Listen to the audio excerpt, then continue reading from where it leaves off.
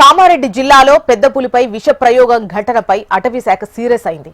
పెద్ద పులిని విష ప్రయోగం చేసి చంపేందుకు యత్నించిన నలుగురిపై కేసు నమోదు చేసింది.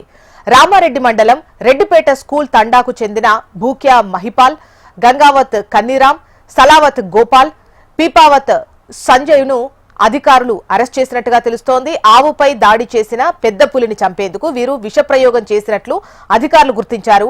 అటవీ జంతువుల సంరక్షణ చట్టం కింద కేసు నమోదు చేశారు.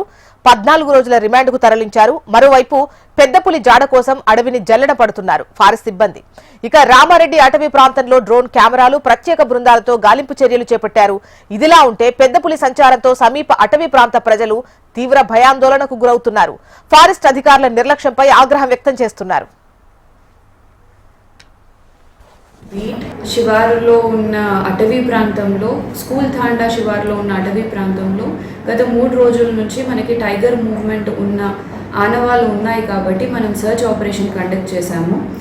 అలాగే ఇవాళ మనం స్కూల్ తాండా నివాసులైన భూక్యా మహిపాల్, గంగావత్ కన్నీరాం, సలావత్ గోపాల్, పిపావత్ సంజీవ్ ఈ నలుగురిని కూడా మనం trespassing under section 20 of Telangana forest act 1967 and under section 9 and 2 of wild protection act 1972 ఈ 2 సెక్షన్ల కింద వాళ్ళని రిమాండ్కి పంపించడం జరిగింది. ఈ 2 సెక్షన్స్ కూడా trespassing into forest and also hunting of wild animal.